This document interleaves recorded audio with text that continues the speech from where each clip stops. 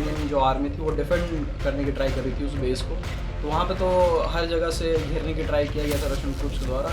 Hotel में लेके गए, होटल में 1-2 दिन रखा, हमें खाना पीना की सब कुछ व्यवस्था की गई। लोगों ने लवीव या कीव टू लवीव पहुँचे, जो Lviv west side of Ukraine है। अभी भी छात्र है वहाँ पे, ऐसा नहीं कि सब आ गए वहाँ पे, अभी भी कुछ छात्र फंसे हुए हैं। यूक्रेन के बीच लगातार जैसा देखा जा रहा है कि 11 दिनों से जो है युद्ध लगातार जारी है और उस बीच जो है हमारे देश के कई हजारों छात्र वहां फंसे हुए थे जिन्हें रेस्क्यू करके लाया जा रहा है।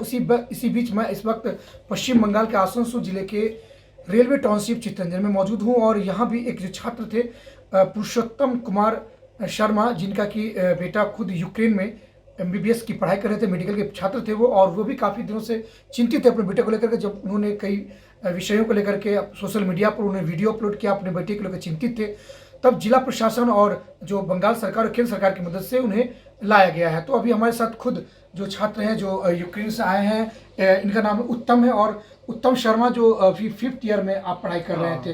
तो उत्तम, सबसे पहले तो आपको बहुत बहुत शुभकामनाएं, बधाई कि आप बहुत सुरक्षित तरीके से आप हम लोगों के बीच आए हैं। या क्या स्थिति कैसी बनी थी वहाँ? स्थिति तो वहाँ बहुत ख़राब थी क्योंकि मैं कैपिटल में था और कैपिटल के कीव में था, मतलब कैपिटल ही कीव है यूक्रेन के। और बेसिकली मतलब मैं हॉस्टल के पास रहता था बोगोमोलेट्स का, वहाँ से कुछ ही दूर पे मिलिट्री हेडक्वार्टर है और वहाँ पे ही रेलवे स्टेशन है। तो बेसिकली यूक्रेनियन जो आर्मी थी वो डिफेंड करने की ट्राई कर रही थी उस बेस को। तो वहाँ पे तो हर जगह से घेरने की ट्राई किया गया था रशियन ट्रूप्स के द्वारा। हालत तो ख़राब थी वहाँ पे। फिर हम लोगों ने डिसाइड किया अब ऐसे तो रह नहीं सकते, क्योंकि रोज़ रोज़ ऐसी मानसिक संतुलन के साथ आप रह नहीं सकते वॉर में कि आज क्या क्या हो, कल क्या हो, हमारे साथ नहीं पता। तो वहाँ से फिर मैंने डिसाइड किया कि यहाँ से हम रेलवे स्टेशन जाने का ट्राई करते हैं। तो वहाँ से हम लोगों ने 5 किलोमीटर का वॉक फिर रेलवे स्टेशन के लिए लिया। वहाँ पे एम्बेसी के द्वारा, इंडियन एम्बेसी के द्वारा कुछ कोऑर्डिनेट्स मतलब वॉलंटियर्स थे वहाँ पे, उन लोगों ने वहाँ पे हमें गाइड किया कि कैसे ट्रेन में चढ़ना, कौन से ट्रेन में चढ़ना है। तो वहाँ से फिर हम लोगों ने लवीव या कीव टू लवीव पहुँचे, जो Lviv west side of Ukraine है। फिर लवीव से हम लोगों ने ट्रेन लिया उज़ग्रोद के लिए, उज़ग्रोद से फिर chop is last stop for Ukraine. और फिर चॉप से ट्रेन से हमें हंगरी पहुँचाया गया। हंगरी से फिर एक ट्रेन था जो हंगेरियन गवर्नमेंट ने अरेंज करके दिया बुडापेस्ट हमें जाने के लिए। और फिर बुडापेस्ट से वहाँ पे हमें रिसीव करने के लिए इंडियन एम्बेसी से वॉलंटियर आए थे, जो हमें होटल में लेके गए। होटल में 1-2 दिन रखा, हमें खाना पीना की सब कुछ व्यवस्था की गई थी वहाँ पे। और उसको फिर वहाँ से हमें फ़्लाइट करा के दिया गया और फिर मैं यहाँ से बॉम्बे आया। ऐसी भी स्थिति बनी जब कि बंकर में दिखाया जाता है कई छात्र बंकर में रह रहे हैं, उस तरह की भी स्थिति बनी थी कभी? हाँ, बंकर तो हमारा डेली का था। मतलब सुबह आपको शॉपिंग करना है, मतलब कुछ खाने का सामान लेना है, ये सब करना है, शॉप करना है, तो आप करके उसके बाद खाना वाना थोड़ा बना के। अब रात वॉर तो रात में ही होता था कि डे लाइट में आप उतना कर नहीं सकते, अटैक करना हो। तो रात में ये सब बॉम्बिंग होती थी, तो रात में हमें बंकर में जाना पड़ता था 1-2 दिन तक। तो अब जहाँ पर आप थे जिस जगह पर, तो वहाँ पर उस तरह की स्थिति, जो वहाँ के लोकल जो सिटीजन थे, नागरिक, तो उन लोगों में क्या दिख रहा था? कुछ भय दिख रहा था? नहीं, लोकल नागरिक परेशान थे, भय तो नहीं लग रहा था वहाँ के लोगों में।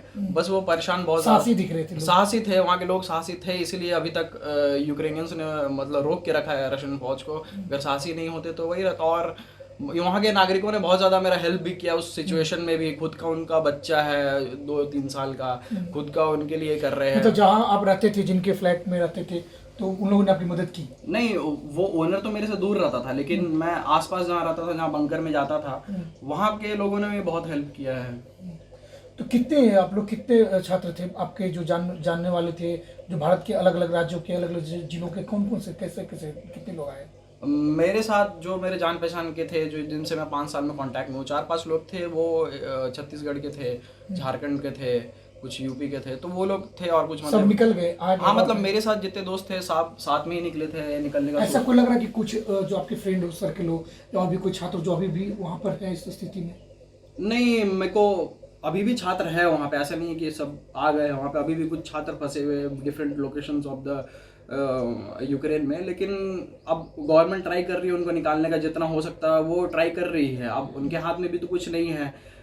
स्थिति जैसे जहाँ उनके पास पॉसिबिलिटी है वहाँ वो हेल्प करने का ट्राई कर रहे हैं हर जगह पे। अगर देखा जाए तो। अच्छा, तो अब जब यहाँ इंडिया आए तो उस समय क्या स्थिति रही, कैसा लग रहा था कि पहुँच पाएंगे घर, या कब निकले थे आप, कितने दिन पहले?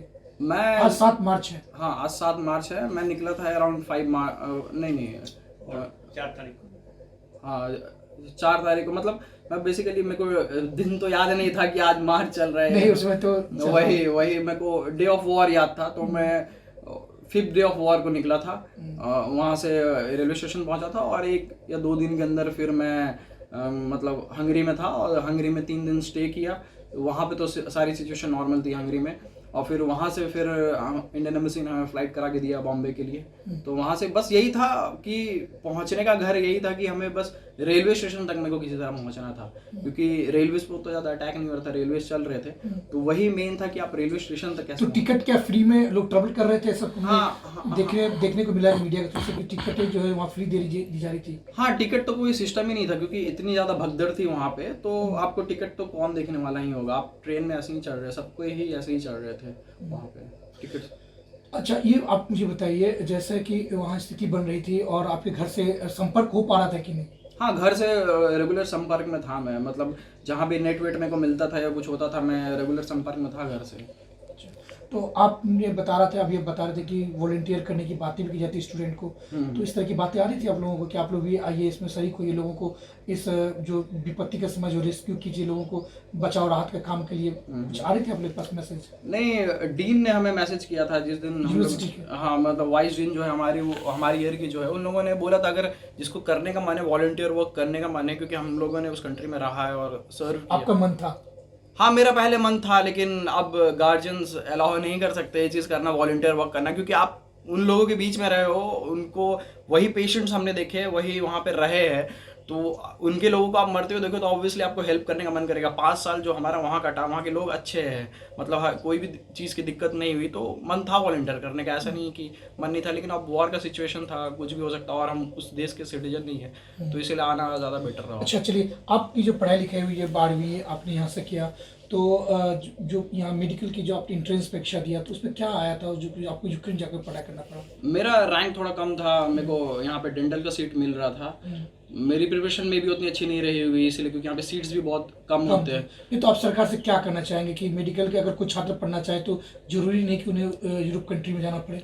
नहीं, जो यूरोप जाना चाहते हैं वो जा सकते हैं, जो प्राइवेट यहाँ पढ़ना चाहते हैं वो पढ़ सकते हैं। ये तो उनकी इच्छा होती है वो कहाँ जाना चाहते हैं, इसमें कोई प्रॉब्लम नहीं है। यहाँ पे अगर यूरोप से पढ़ रहे हो या कहीं से भी पढ़ रहे हो, क्योंकि वही ऐसा कहा था कि भारत बहुत ज़्यादा महंगा है, तो लोग वहाँ जाते हैं ताकि आसानी से पढ़ाई कर सकें। हाँ, भारत में फीस ज़्यादा है, लेकिन अब जिनको यूरोप का एक्सपोजर चाहिए, आप यूरोप जाते हो या बाहर पढ़ते हो तो वहाँ आप सिर्फ पढ़ाई नहीं करते हो, आप बहुत कुछ सीखते हो, क्योंकि आप उस कंट्री में रह रहे हो। वहाँ पे बहुत लोग के, मेरे फ्रेंड्स हैं, यूके के हैं, आयरलैंड के हैं, आप बहुत डिफरेंट काइंड्स ऑफ कंट्रीज़ के लोगों से मिलते हो, उनका कल्चर समझते हो, उनके बीच में रहते हो, उनकी मेंटालिटी समझते हो। आपका वहाँ ग्रोथ ओवरऑल होता है, not only just one point of view आपका मेडिसिन में ग्रोथ हो रहा है। तो ये चीज़ भी अच्छा है वहाँ पर जाके पढ़ना।